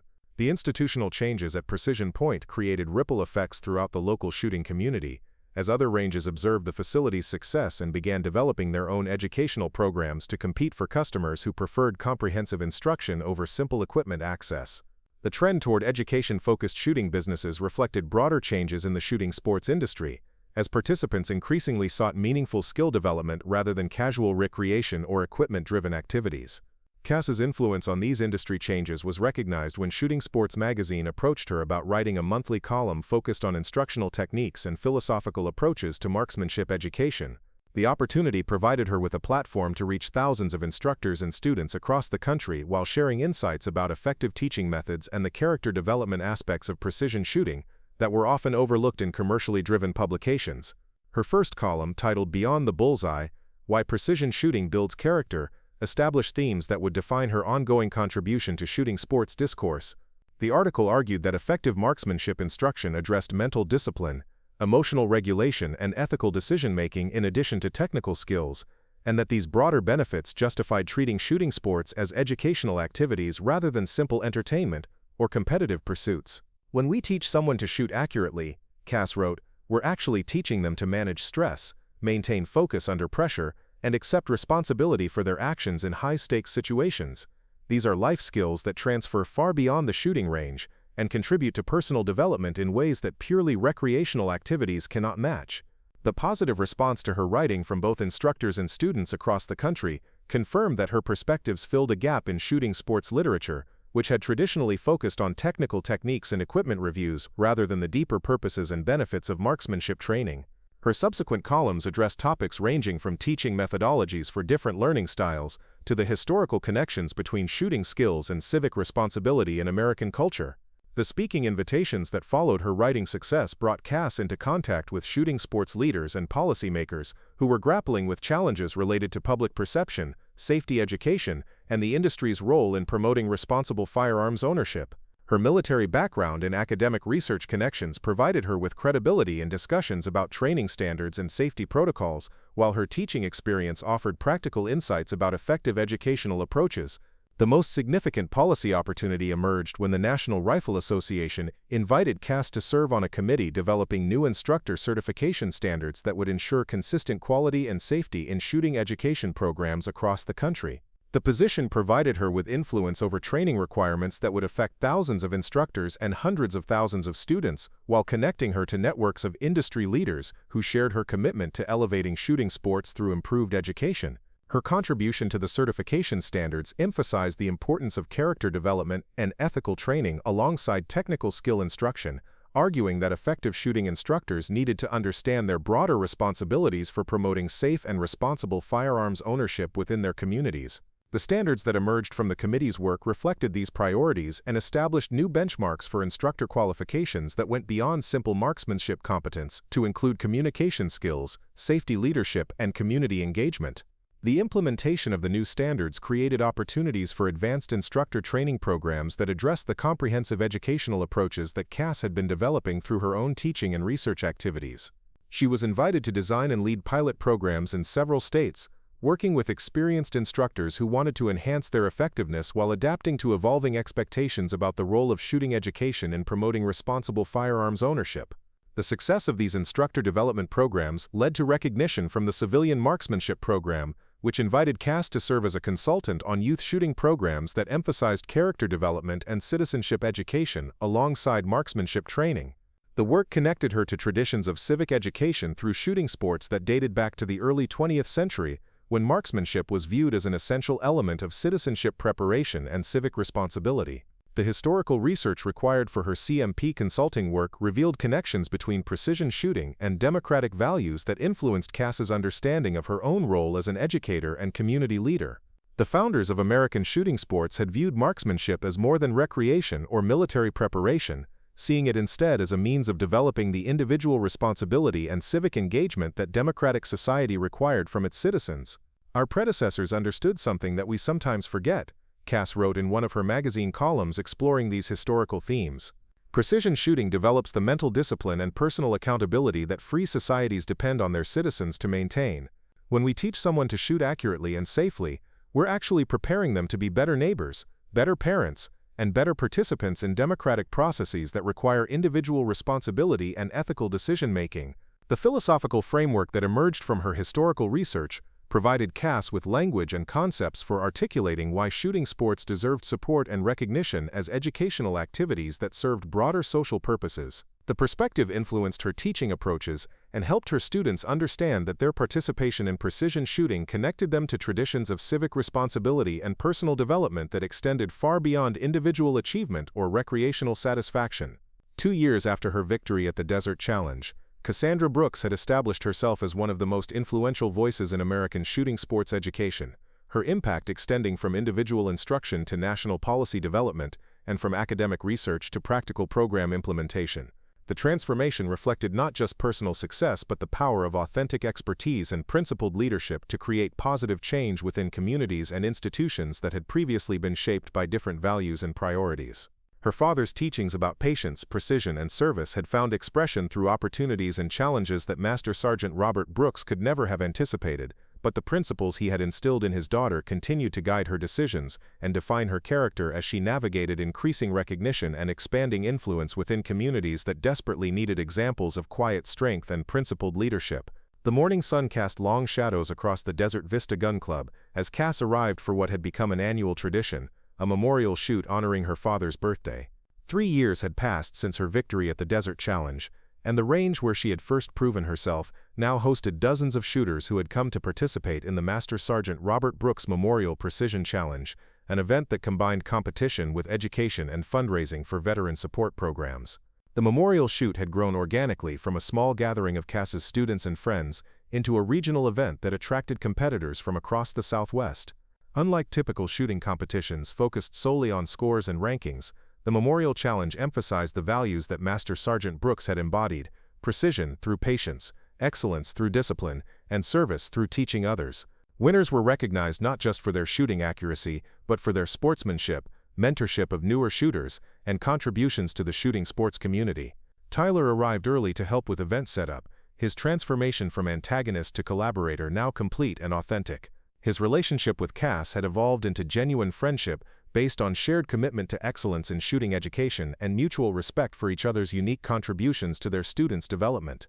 The partnership they had forged through teaching seminars had proven beneficial for both their careers and their personal growth, demonstrating that former adversaries could become effective allies when united by common purpose. The entry numbers are incredible this year, Tyler mentioned as they arranged target stands at the 600-yard line. We've got participants from Colorado, New Mexico, even a few from California who specifically planned their vacation around this event. Your father would be amazed to see how his teachings have influenced so many people he never met. The observation touched on something that had become increasingly meaningful to Cass as the memorial event had grown beyond her original expectations. The shooters who participated in the challenge often shared stories about how the principles emphasized in the competition, patience, precision, and service to others, had influenced their approaches to shooting sports and their broader life perspectives. Her father's wisdom was reaching people across geographic and cultural boundaries, transmitted through the teaching methods and philosophical frameworks that Cass had developed from his original lessons. Joseph Begay arrived with a group of young shooters from the Tohono O'odham Nation, their participation representing the success of the cultural shooting program that had become a model for similar initiatives across Indian country. The program had produced several accomplished competitive shooters, while maintaining its focus on traditional values and community service. The students' presence at the memorial shoot demonstrated the program's effectiveness in connecting Indigenous youth to both their cultural heritage and contemporary skill development opportunities. Your teaching continues to ripple outward like stones thrown into still water, Joseph observed as they watched the young shooters methodically preparing their equipment with the careful attention to detail that marked all of Cass's students. Each person you train carries those lessons to others, and each of those people influences still more. The impact becomes impossible to measure, but undeniable to witness. The morning's first shooting stages proceeded with the relaxed professionalism that characterized events where education took precedence over pure competition. Experienced shooters worked alongside newcomers, sharing knowledge and encouragement in ways that transformed individual achievement into community celebration. The scoring system had been designed to reward both individual excellence and collaborative support, with bonus points awarded to competitors who provided meaningful assistance to struggling participants. Linda Martinez had become one of the event's most enthusiastic supporters and effective organizers.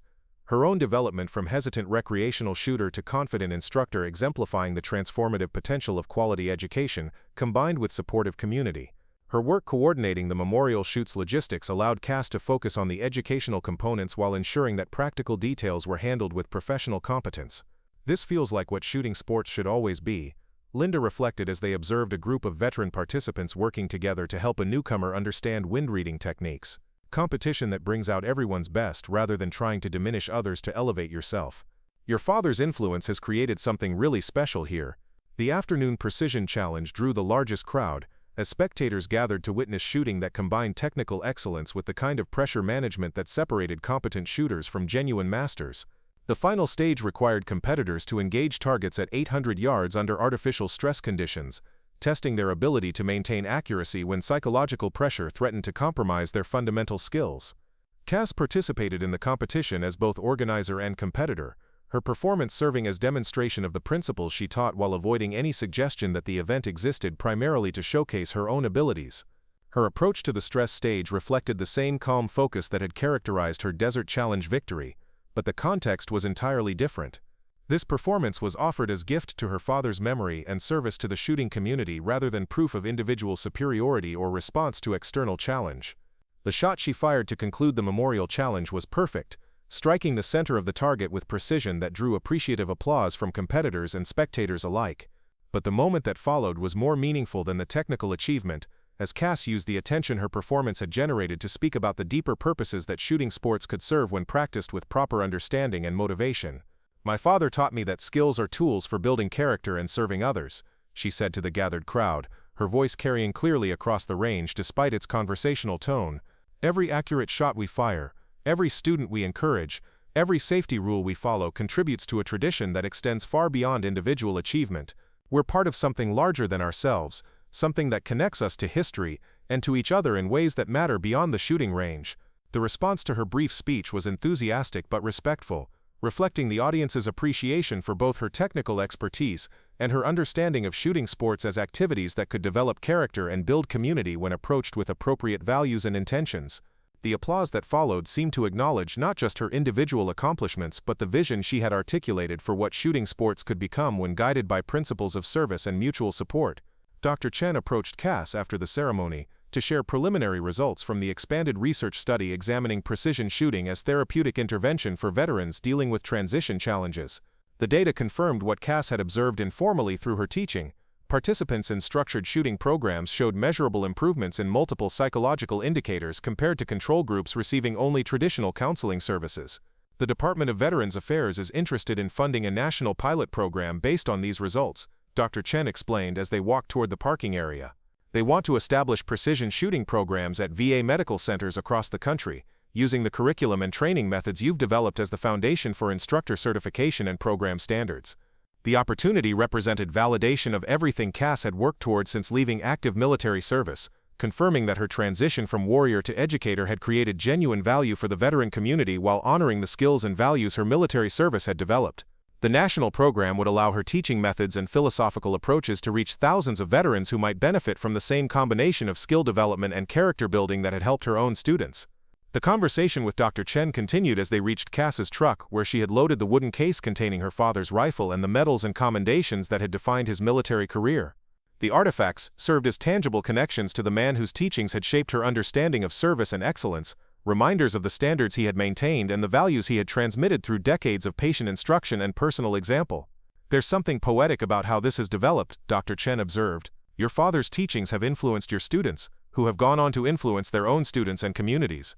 The research study will help us document and replicate those effects, but the human impact extends far beyond what we can measure with statistical instruments." The drive home from the memorial shoot provided Cass with time to reflect on the journey that had brought her from the isolation and frustration of her early days at Precision Point to the recognition and influence she now enjoyed within shooting sports and veteran communities. The transformation had not followed any plan she had consciously developed, but had emerged organically from her commitment to the principles her father had taught and her willingness to share those principles with others who might benefit from them. The duplex in the Catalina foothills remained her base of operations, though the meditation room had been expanded to accommodate the awards and recognition she had received for her contributions to shooting education and veteran services. The photographs on the walls now included images from teaching seminars, research conferences and community events that documented her expanding influence while maintaining focus on service to others rather than personal achievement.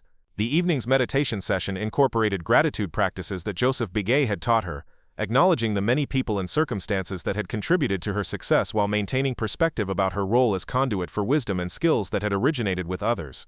The practice helped her maintain the humility and focus that had characterized her approach to teaching and community leadership throughout her civilian career. A knock at her door interrupted the meditation, bringing news that would define the next phase of her journey. The visitor was Colonel Patricia Williams, a current active duty officer who served as liaison between the Department of Defense and civilian shooting organizations. Her presence at Cass's home on a Saturday evening suggested that the conversation would address opportunities or challenges of unusual significance. "Miss Brooks, I apologize for the unannounced visit," Colonel Williams began as they settled in Cass's living room. "I'm here to discuss a proposal that could significantly expand your impact on military training and veteran services, but it would require some difficult decisions about your current commitments and future priorities." The proposal involved establishing a new training facility that would serve both active-duty military personnel and veterans transitioning to civilian careers. The facility would combine traditional marksmanship instruction with the character development and therapeutic approaches that Cass had pioneered through her civilian teaching and research activities. Her role would involve designing the curriculum, training the instructors, and overseeing operations that could eventually influence military training standards across all service branches. The facility would be located at Fort Huachuca, about an hour south of here, Colonel Williams explained. You would maintain your civilian status but work closely with military personnel to develop training programs that address both operational readiness and personal development needs.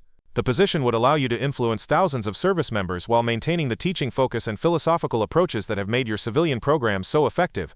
The opportunity represented everything Cass had worked toward since leaving active duty, providing a platform for serving both military and veteran communities while maintaining the independence and flexibility that had allowed her civilian teaching methods to develop without institutional constraints. The position would honor her father's legacy while extending her influence to populations that could benefit most directly from the skills and values she had learned to transmit through precision shooting instruction. The decision required careful consideration of the commitments she had already made to students, research partners, and community programs that depended on her continued involvement. Tyler's development as an instructor meant that many of her teaching responsibilities could be transferred without compromising quality, while the research collaboration with Dr. Chen had reached a stage where her direct involvement was less critical to continued progress. "I need some time to consider how this would affect my current students and obligations," Cass told Colonel Williams, "but the opportunity aligns perfectly with what I've been working toward since I left active duty. My father always said that skills are tools for building character and serving others. This position would allow me to serve at a scale I never imagined possible." The conversation continued for over an hour, addressing practical details about the facility's mission, organizational structure, and the timeline for making a decision about participation. Colonel Williams's enthusiasm for the project was evident, but she also demonstrated understanding of the professional and personal factors that Cass needed to consider before committing to such a significant career transition. After Colonel Williams departed, Cass returned to her meditation space to process the implications of the opportunity and its potential impact on the life she had built in Tucson. The military facility would provide resources and reach that her civilian programs could never match, but it would also require her to work within institutional structures that might constrain the flexibility and creativity that had made her teaching methods effective. The wooden case containing her father's dog tags and military decorations seemed to offer guidance as she contemplated the decision. Master Sergeant Brooks had spent his entire career serving within military institutions, while maintaining the personal values and teaching approaches that had influenced his daughter's development. His example suggested that institutional service and individual integrity were not incompatible when approached with proper understanding and commitment. The phone call to Joseph Begay that evening provided the perspective that helped clarify her thinking about the opportunity and its implications for her continued growth as educator and community leader. His wisdom about warriors and their responsibilities resonated with both the military aspects of the proposed position and the teaching mission that had become central to her civilian identity. The greatest warriors are those who find ways to serve their people during times of peace, as well as war, Joseph observed after Cass had described the opportunity and her uncertainty about accepting it. Your teaching has already influenced many individuals, but this position could influence the institutions that shape thousands of warriors. The impact could extend far beyond anything you've accomplished so far. The conversation helped Cass understand that accepting the military position would not represent abandonment of her civilian teaching commitments, but rather expansion of her service to include populations and institutions that could benefit from the approaches she had developed. The facility at Fort Huachuca could become a model for military training that honored both operational requirements and human development needs, influencing policy and practice throughout the defense establishment. The decision to accept Colonel Williams's offer came during a sunrise meditation session in the desert behind her duplex, as Cass watched the sun illuminate the mountains where her father had taught her to appreciate the beauty and challenge of the Arizona landscape. The moment connected her to memories of childhood lessons about service and sacrifice, while pointing toward opportunities to honor those lessons through expanded commitment to the communities that had shaped her values and capabilities. The transition to her new role at Fort Hutchinson proceeded smoothly, supported by Tyler's assumption of her civilian teaching responsibilities and Dr. Chen's leadership of the research initiatives that would continue developing evidence for precision shooting as therapeutic intervention. The continuity of her programs demonstrated the effectiveness of her approach to developing others' capabilities rather than creating dependence on her individual involvement. 6 months after accepting the military position, Cass stood before a group of newly graduated instructors who would carry her teaching methods to installations across the country. The moment represented the fulfillment of her father's vision for skills as tools for building character and serving others, as these instructors would influence thousands of service members while maintaining the principles of patience, precision, and service that had defined Master Sergeant Brooks's career and shaped his daughter's understanding of what military service could accomplish at its best. You carry forward not just training techniques but a tradition of service that extends far beyond individual achievement, she told the graduating instructors. Every service member you train, every veteran you help transition, every community member you teach contributes to something larger than any of us individually. My father understood that, and now you have the opportunity to carry that understanding to places and people where it can make a real difference. The applause that followed seemed to acknowledge both the completion of their training and the beginning of their service as carriers of wisdom and skills that would influence military culture and veteran communities for generations to come. The moment marked not an ending but a transformation, as Cass's influence expanded from direct teaching to institutional change that could affect thousands of lives while maintaining the personal connections and individual attention that had always characterized her approach to education and mentorship.